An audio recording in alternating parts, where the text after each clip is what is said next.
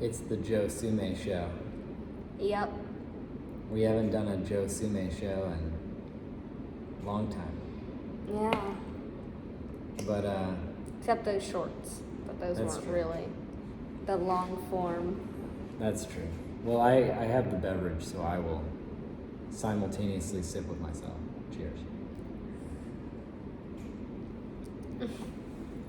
Well, I've been doing a lot of reflecting after the fire, which by the way is like, that's crazy, because we wrote a story, or I should say Sume wrote a story, and then I edited the story. Well, okay, I first did the whole thing without anyone, and it was very different. It was like no sci-fi. It was very much like That's why I had to come in. There was no sci-fi. touchy-feely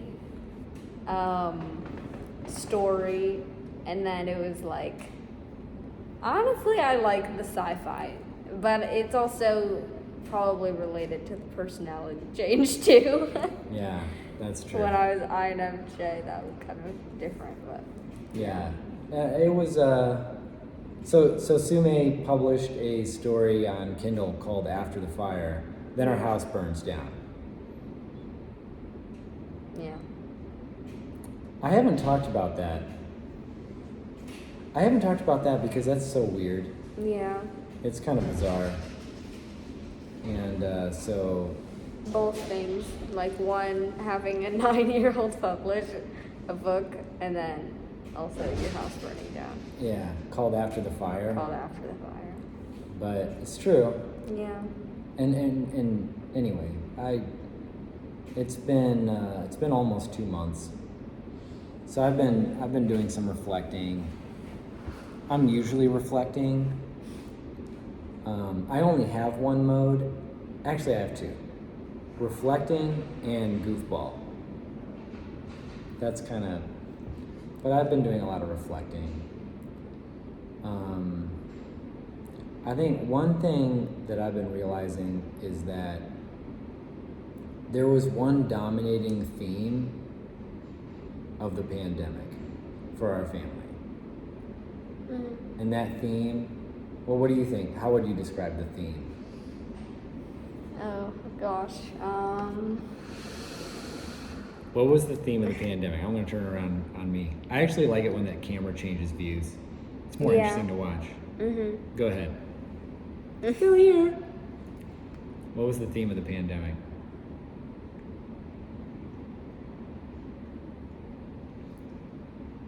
Jeez.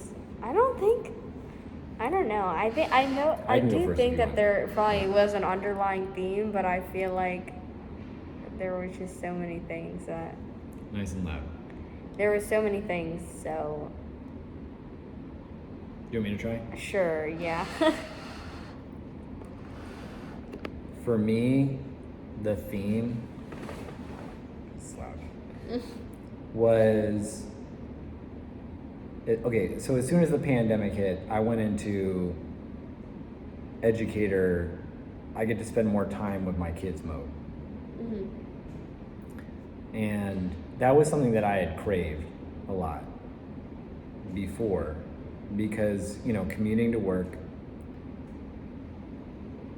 It's hard. Like, commuting was hard. Yeah. Remember, you gotta get on the bus, Yeah, right? no, I remember, especially because then Island, I would be in aftercare for until like 8 sometimes. Yeah. So I wasn't spending a lot of time. I wasn't spending a lot of time with my kids. Having you half in doesn't work. All right. And so, yeah, Sume, Isla, they would go off to school at 7:30 in the morning, and I wouldn't get to see them again until like 6 o'clock at night. And so I'd go to work and, do what most everybody does. And, they went to the aftercare, so it wasn't just, from 8 until 3 like a lot of kids. It was 8 until 6 because you did the aftercare, and then you were over at June Marie, and it's a great program, and Mr. Sang was there, so that was huge. and I would try to make the most out of that time on the weekends. You know, like when we would do all kinds of stuff. Like remember we actually did the plant-based meat project right before that. Remember the surveys? Yeah, I don't remember if that was during the summer though. I think that was during the summer. No. That because we got the idea. Oh yeah. We got the idea right before. Mhm. Right. We Right. got the idea over Christmas break with Grandolph. That's Grandpa. Oh yeah. And we had a Impossible Burger. Mhm. Well, we Oh. had been talking about it before then, but that was the first time we actually tried it for ourselves. Mm-hmm. And then we were like, "This is crazy." It was crazy. Yeah. So I kind of lost my mind. Mhm. And then we got Impossible Burgers like every week from Lazy Mike's. Yeah. And I'm just gonna keep it like this. And so I feel like it kind of took over even while we were visiting over Christmas. We were just watching movies about it, documentaries. We were doing research. Like I'm sitting down there. You were 10. Yeah. But you were sitting there right with me. Like we brought the laptops. Everybody else is celebrating Santa. You and I were reflecting on that article you wrote, inspired by Paul Graham, about lies we tell kids and like the fantasies and the stories and the Tooth Fairy and the Easter Bunny. We're just sort of like, yay, Santa. Let's learn about plant-based meat. Yeah. So we do this survey. And it was totally precursor to Wheaton School, right? It was learn by doing. It was statistics. We did surveys of people around the neighborhood using a blind taste test, had 2 kinds of real meat, 2 kinds of fake meat, and pulling that data and then teaching you and Isla about how to use data to find truth.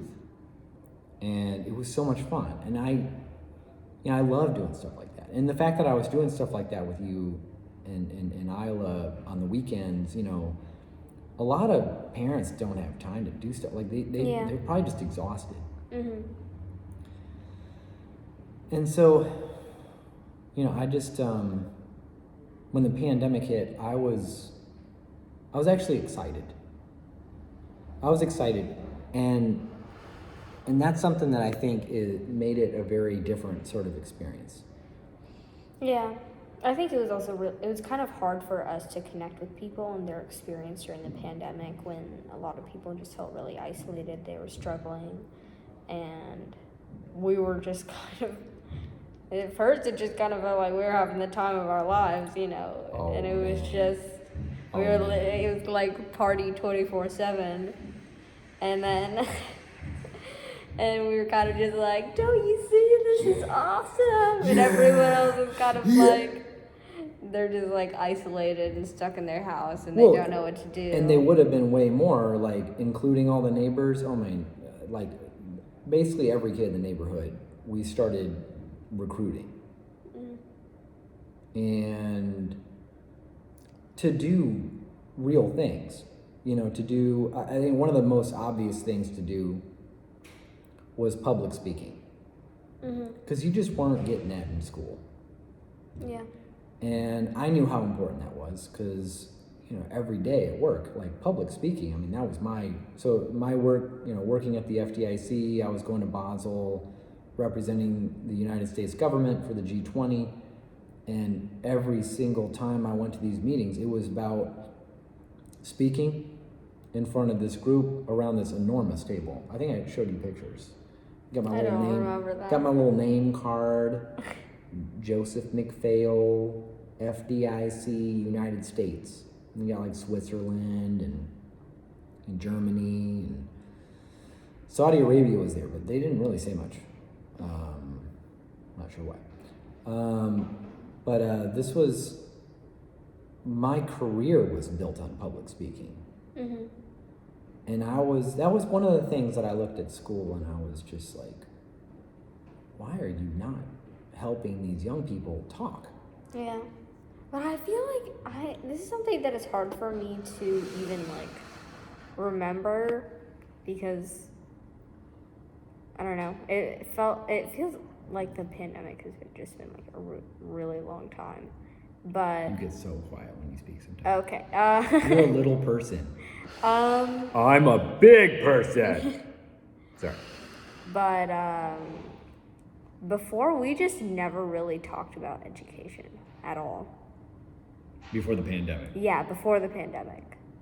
You mean Which I wasn't all like, Sume, we should start a school, and you're like, nah, I like my friends, and I'm like, we should leave school and be homeschoolers, and you're like, I don't know what you're talking about, Dad. And I'm just like, no, we should talk. Okay. I never even like considered it at all. Like I remember a few months before the pandemic, one of the classmates that I used to have started homeschooling, and I was just kind of like, oh really? Yeah. I didn't know that. And I just like didn't even know what to think about that. I'm like, oh, homeschooling, that's weird. Yeah, those weirdos. And I was just like, I don't even know what that is. Like, what do homeschoolers do?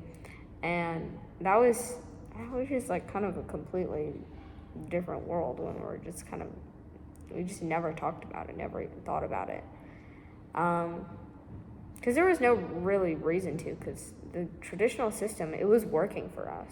It wasn't like it wasn't working for us. Like some homeschoolers, it's because they have a bad experience or their circumstances are in a way where it doesn't make sense. But it was working just fine for us. Like Isla and I liked school, so yeah. Well, you mentioned that you like school, but you also mentioned that, and if you don't want to get into school, but like connecting with other people. Like I feel like school's kind of hard sometimes because you don't get to choose your classes. So you were nervous before.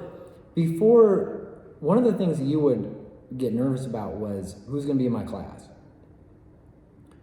More like who's not going to be in my class, because it was kind of like, do you want your friends to be in your class? Exactly. Yeah. Yeah, that's what I meant. Right. Because you got like, oh, these are my friends. Can I be with my friends? Yeah. And then for Isla, it was like, oh, well, you know, do I get to be in the advanced placement? Am I part of the kids that are better? Yeah. You know, and that so part was actually very. It's kind of traumatizing. The dynamic was very bad. I think in some schools it might be better with kind of teachers talking to kids about like, hey, you know, people in the advanced program are not smarter, like any better than people in the non-advanced program, but it was just like, you could just see it in the dynamic between the classes. I just realized you can like lean on one side of the chair and then it gets less awkward. Oh yeah. If you want, you could be like, oh, okay. Yeah, nice. And it was just like looking down on the other kids, basically, just like, oh, you guys aren't in the advanced program, you guys are dumb. And it was like, and it was just not good. I remember being in the non-advanced program. Because I had friends that I used to be friends with them. You couldn't be friends with them after they weren't advanced. No, it wasn't like I didn't want to keep being friends with them. It was just that, like, you never see those kids. They're never in the same classes, right? That's kind of the point.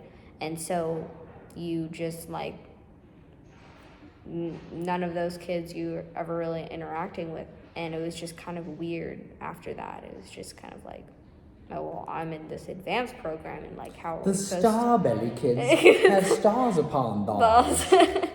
Yeah, basically. Reference. Yeah.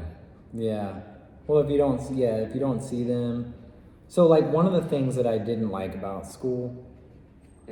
So there were things that I didn't like about school, and I hear them too from parents that are still, you know, their kids are still in public school. They complain about this, but they don't want to do it around homeschoolers.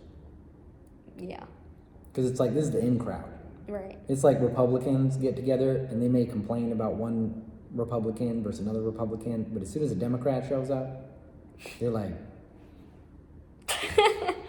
what are you doing? Yeah. You know? And so, like, you know, I had my concerns. So, like, one of them was, well, why not have kids that are, maybe they show higher aptitude? Okay, so I've kind of gotten around to this. I didn't believe before the pandemic, this is going to sound weird, but I just didn't think about kids being higher aptitude or lower aptitude.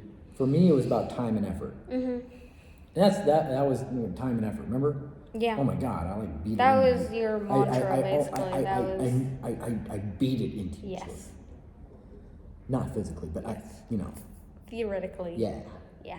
Not literally. Yes. Beating. But it was time and effort. Yeah. Right? And that's the way that you and Isla thought. That's the way I always thought about my life, because I didn't think about myself as being smart. Because I wasn't in the advanced placement program. I was in the, your parents broke up when you were 5 and you were diagnosed with attention deficit disorder and you got all these issues and, dealing with child abuse and, it's a really happy story. Anyway, and so that, I wasn't thinking about school, but I knew that there were kids in the advanced class, but frankly, you didn't think about it because you never see them. Well, part of it is that the kids that aren't in the advanced, they don't want to sit around thinking about how they're not there. Right. All they know is that they used to be around some of the kids that were more interesting, that could maybe help them kind of have new ideas, but instead they were put with the kids that weren't, and those kids were disproportionately ones that were either struggling a lot at home, like I was, yeah, or for whatever reason they had a learning disability, or whatever it was, but or the they just weren't dynamic getting changed. the support that they needed. And also the teachers just changed too.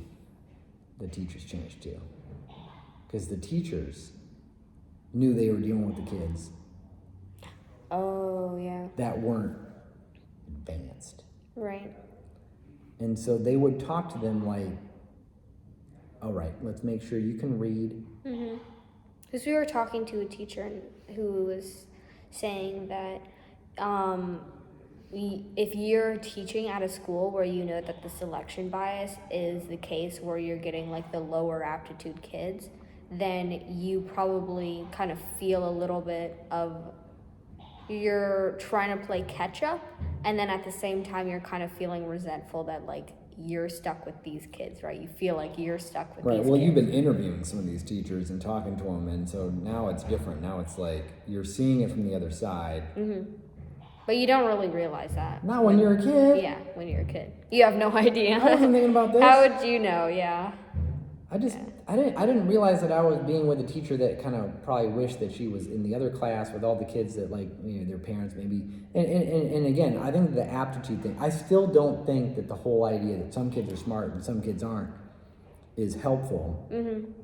I get, I'm accepting it now. This is one of those things that I just didn't think about pre-pandemic, but then when we opened the school up to the world and we had everybody from every 20 plus countries, all that coming in, we could see a wider range.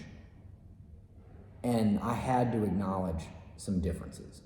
Because we're also kind of in a bubble over where we live. Oh, we're in a huge bubble. Yeah, big bubble. It's in the middle of everyone's there's a recession. We go to the mall. Everyone's shopping, having a good time. Oh no, the rest of the world's falling apart. Okay, so check out my What color pants should I buy? I don't know. Look, these have holes in them because it's stylish. Yes. Yeah. So anyway, that's not a bubble, but so I had issues with school. I think a lot of parents have issues with school, but you just don't talk about them because you're not going to take your kids out of school. Only crazy people do that. Yeah. Like us, apparently. Because then the pandemic hits, and you and I beauty of living in an apartment. You and Isla started doing things, and both of you, I think, to the same degree of, but in doing very different things. You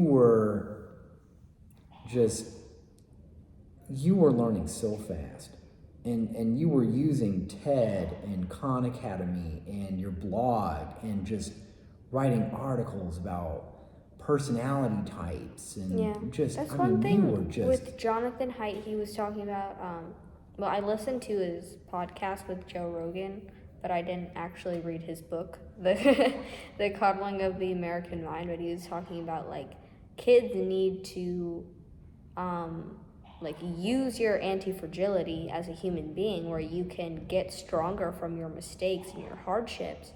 And that was just something that, you know, you're in this environment in school where you're just not the teachers are trying to challenge you, but they're not trying to put you in a situation where you're like really being like really challenged, you know, in a way that you are going to be in the real world when you have an actual job and you're like interacting in a environment that is just has all these different components that you just don't have to consider in school. So it was just when sometimes like you would just say, oh, we have this meeting or we have this, you know, demo day, I'm gonna be out, you need to run this, right? And it was kind of just, you're welcome. And I was like, what? You need to tell me what to do. I was kind of like panicking because I had never done that before. I wasn't gonna coddle my little daughter American mind. And so it was just switch it up. In my hood. Yeah. Okay. Yeah. And my head was getting cold. And I was like, and I completely bombed some of the time. Like I ran a 5-minute meeting where it was like very, very like to the point. I'm like, okay, hello everybody. Do you have anything to say? Okay, great, bye. Like it was just, and I was like, I knew that I messed up. Give me 3 minutes to talk to whoever's out there deciding to rebuild and say what happened with you and Isla in the school, and I'll be right back. Sure. Because it was freaking crazy, brah. Crazy. Yeah, and so, and it was just kind of all these repeated experiences of running meetings, even just participating in meetings. Like you never had meetings in school. And just having to learn all these skills that you never had to before. But after, like, being in a stressful environment, you have like 7 people or maybe even more like showing up to this call, and you're supposed to tell them what to do. Like you're supposed to lead the conversation and just kind of be the host and guide everything, and that's stressful. And it's like, you don't have that. That was stressful? You don't have that kind of stress. Grow up. In school. Baby. But it's just, but from those experiences, then you just like bounce back. And I think that's another thing is like I forget what article this is, but it was like kids are resilient, like Isla with her weights, and it I forget what article we wrote talking about that, but it was kind of talking about how kids, like, you can, when that you're... was still wise, we tell kids. Really? Yeah. Oh, wow, okay. That was before the pandemic. Yeah. Oh, yeah, it was. And it was just kind of like, talking about how when you're a kid... That's the crazy part about how much actually came before the pandemic. Now Yeah, I can see it coming. yeah. But yeah, sorry, go ahead. You just bounce back so fast from these things because you just kind of don't have that baggage that you do when you're older of just like all these experiences, right? That are kind of that when you're a kid, you just like, you don't actually know what's hard, you know, like you kind of, that was kind of something for me that was really interesting, was I did not actually realize the things that I was trying to do and how much other people would consider it like hard to do, right? I was kind of just like... You were running a school. Yeah, I was kind of doing it. I'm like, sure, this is gonna be...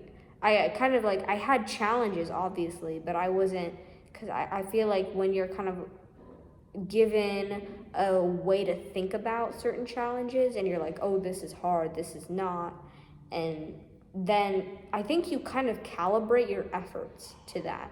Because with harder things, if you don't put in as much effort and you fail, you could just be like, oh, okay, you know, that was hard, whatever, you know. But I think if you just aren't given that, then you just like do whatever you can, whatever necessary to just like meet that goal, whatever it is, right? And so I think that was kind of like really interesting because I was kind of given all these challenges that You weren't challenged. I think I was very much challenged No, in certain in school. scenarios. Oh yes, definitely not really in school. You were not challenged. Yeah, no. But I was given all these challenges during the pandemic that I wasn't really sure, like, is this hard? Is this not? Like, what even is that? It was kind of like... I would walk away and tell CMA to run a class of new kids coming into Weequel School and say, you've got this. And I very much felt like I did not, that I did not have it. And the first yeah. time, I think it lasted like 5 minutes. No, that was like, I remember distinctly like a lot of these because I felt like I failed so miserably. And that was like the 7th one or something. Like it was kind of just like, I just felt like I didn't really know what I was doing because I didn't know what I was doing. So it was kind of just like, Welcome to the real world, Neo. I like needed you to tell me the objectives because I wasn't used to figuring that out for myself. And then once you would kind of like, because you wanted me to try to take initiative and like set the objectives, so you would kind of give me like a vague list of things, and I would like cling on to those desperately during the meetings. I'd be like, okay, I gotta hit these things, and it was like so methodical, you know, like I just need to get these things done, that it was completely unconversational, right? It was basically like a stiff robot meeting, you know. That was the equivalent of what I was doing, and that was why it was 5 minutes. I was just like, okay, run through the objective function. And I knew that. Yeah. Like I knew that, because that's the way it was for me. When I started working, I fell flat on my face once. I was working at Fannie Mae. I was hired by Fannie Mae to help rebuild their home price valuation and forecasting models after the pandemic, or after the financial crisis, because apparently they didn't work very good. And so I put all this together. I did all this work, and then I screwed up the meeting somehow. I can't remember what I did. Like I wasn't able to pull up my PowerPoint or something. And then like I had sent out the wrong meeting invite to a lot of people, so they were coming in late, and it was so bad that like 10 minutes into it I just gave up and just walked out and just like went back to my cubicle. And I remember my boss came up to me and was like, how does it feel to completely fail? Oh geez. And I was like, really bad. And he said, okay, are you learning? I said, yes, rapidly. He said, good. Don't let it happen again. And I was like, okay. And I didn't let it happen again. Because I was learning 10 times faster when I started working.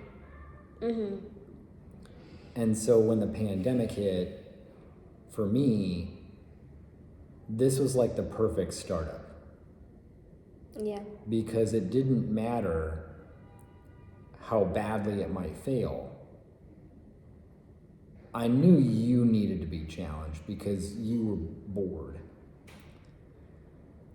And that was why I was drawing very detailed maps of my fantasy worlds. They were like, I had this giant sketchbook that was like this big, and it was like a map. And I had 4 pages, technically, of like, that was the extent of my learning. It's when you got a one size fits all, like I've been calling it the one size fits none. The only people that I feel like are actually serviced by... I think that we actually have been kind of recognizing the place that it holds in terms of just catching people, like good point. Kind of making sure nobody falls through the cracks, you know? If you have this, we can say his last name because it's a pretty generic name and he's not gonna remember. Who are you talking? Castle. I'm sure there's lots of kids named Castle. Yeah, I mean, no last name. But he was a homeschooler. And yeah, it was not good. And he came into Weequel School, and like the lights were really dark. There were no lights. It was just the computer light. It was That only was that. And pretty you freaky. couldn't speak. It was And- basically like every time I asked him a question, like a yes or no question, he would lean over to his mom and be like, "What do I say?" You know, it was just. We need this public education system to get better. We Yeah. do need Yes, a definitely. good public. That's your point. Yeah. I was going to thank you for stopping me because I was about Mm-hmm. to go complain again, but I think that it's just that the poor we- kid. Well, just for context, like Right. when so I met a new homeschooler during our last meetup, Mm-hmm. and it's like a lot of new homeschoolers. Like they're kind of afraid because they don't know how to comply, because they're worried about, okay, so what do I need to submit to the state, and what do I need to do, Yeah. and as they get into it, they start to realize the state ain't doing much. Yeah. Like you can write a paragraph, Yeah. and not a long paragraph, I- about that- what you want your kid to do while you're homeschooling. You can literally say for your curriculum, they're going to learn reading, writing, math, science, and math, or history, whatever, and then Yeah. you're done. And I it's- did their 7-part test with like 40 questions in each section. I did in like 25 minutes, and then I got in like really high scores, and they told me I was in like 11th grade or something. and you don't even need to do those things. Yeah. You can opt out for religious reasons. Mm-hmm. And religious in quotes or not in quotes, like whatever. And then all of a sudden you're free. And we met homeschoolers that were 15, 16 years old that didn't know how to write a sentence. Yeah. So So I think this is not a pro homeschool. The public education system is worthless. Like, no way. I mean, it's like, oh, I at think least it's they're- there for just drawing a hard bottom line in terms of society's like baseline education. And I think that that's also part of the reason why there's all these institutions and extracurriculars that allow parents that really want to have a high quality education for their kids to invest more in providing that. So just like that's why you have all these other institutions, is to add on to that. But I think that, you know, if you just don't have the baseline services to provide that for people, then there's not going to be anything. You know, you're just going to have, for huge chunks of society, nothing there for them. They're just going to be out on the farm, basically, like subsisting. Basically. Or like, and then there's also homeschoolers that will put a huge focus of like, I say education, but I don't know how much thought's going into this. I mean, you got people with like extreme political views, like extreme religious views. I'm cool with extreme religious views if they're centered around principles like kindness, Right. family, Yeah. service to others, you know. But, you know, there are kids coming into this world that would be way better served by the current as-is public education system. That's for sure. But I also think that there's ways that schools can structure themselves such that they're not trying to the common core, and we need to get enough kids meeting certain benchmarks definitely does ignore kids that are higher aptitude or that are very curious or that, you know, learn differently. I mean, we've been meeting kids and helping kids that are that maybe they have learning disabilities but are running businesses and making lots of money because we were able to work with them and personalize their education to what they needed so that they can survive in a world where you need to find a way to use your unique strengths and interests and passions to try to create value for this world. And you're not going to do it by being another pawn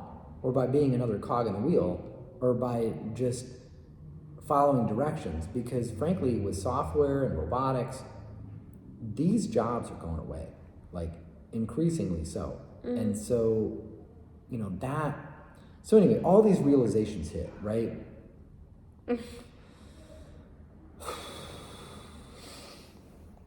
and do a little monologue.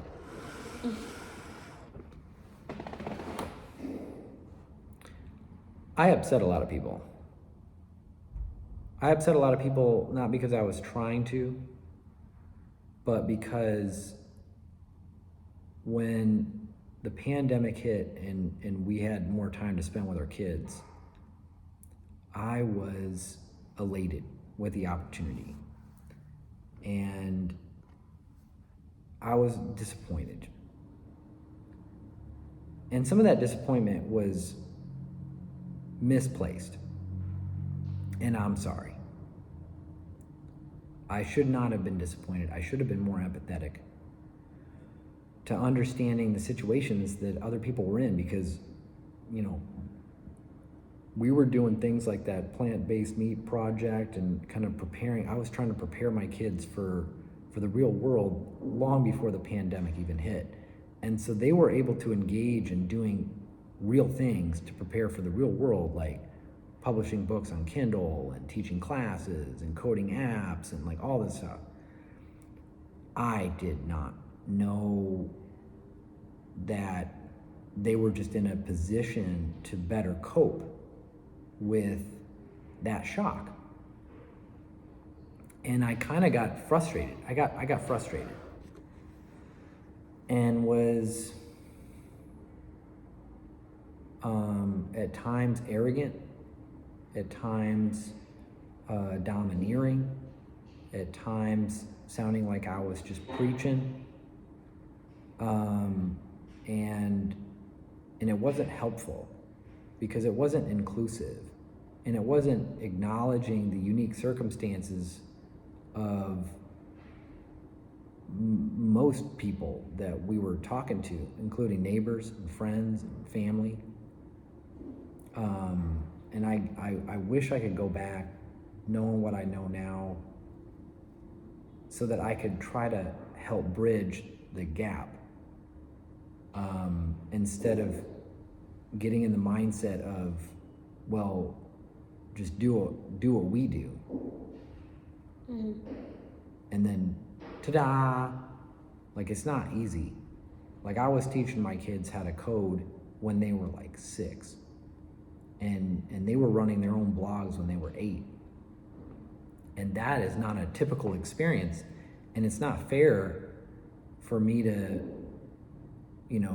judge people based on their actions during the pandemic, given those kinds of circumstances. And I've just been realizing more and more about how much I was kind of living in my own echo chamber, because I was in awe, frankly. I was just really amazed. And I was amazed, and you deserve a ton of credit. And it's not your fault, like, that you do really good, and then I'm just like, oh my God, just do what Sume does. Like, that's great. But I think one thing we want to try to do more of is to try to understand the unique circumstances of people and provide that bridge and try to cater to those unique circumstances rather than just like laying expectations, because it's really hard. Life is hard, and you got hit with real life, because I just like laid it on you. I was like, here you go, welcome to the real world. Well, that's easier for me to do. I got graduate degrees. I was a Young Alumni Award winner at Iowa State. I was worked at top consulting firms like Ernst & Young, being liaison to the Bank of International Settlements. Like, these are not normal experiences. Like, I was in position to do things that a lot of parents, they haven't had the opportunity to do. Yeah. And so I was living in my own echo chamber. Mm. And I feel bad about the missed opportunity, but I just want to correct it. And so that's part of the reason why I wanted to talk about this. Because after the fire, so yeah, our house burned down 2 months ago. If you're 40 minutes into this and didn't know, now you know. That's why we're in an apartment. We were in a house. house caught fire, middle of the night, very traumatic, and don't want to talk about it, but you know, it's forced us to do a lot of rethinking.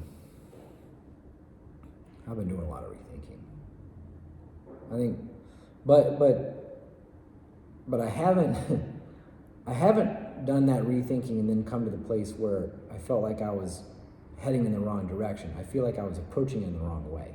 Mm-hmm. I can't think of a more important mission than trying to help young people build confidence and become curious about the world around them and want to learn how to do real things. Because if you're not doing real things, good luck in the real world. That should be a North Star for parents. Like, how much of what your kids are doing parallel to your own real world life experiences as an adult? How many tests do you take? How many homework assignments do you have where somebody's coming over to you and then grading you and throwing all of the things that you did in the toilet? Toilet being a metaphor for the recycle bin or the trash can. How often does that happen in your adult life? I'm guessing not often. So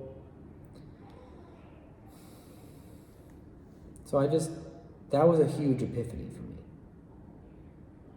And I kind of went off the deep end because that's still true. I became really just out there in terms of pushing some of these ideals and supporting you especially, and then I was just like totally, wow. I mean, wow. She comes over here, loses her dog in the fire. We have a funeral the next day. A month later, she says she wants to get another dog. On her own, 10 years old, she decides to start a new business. It's her third.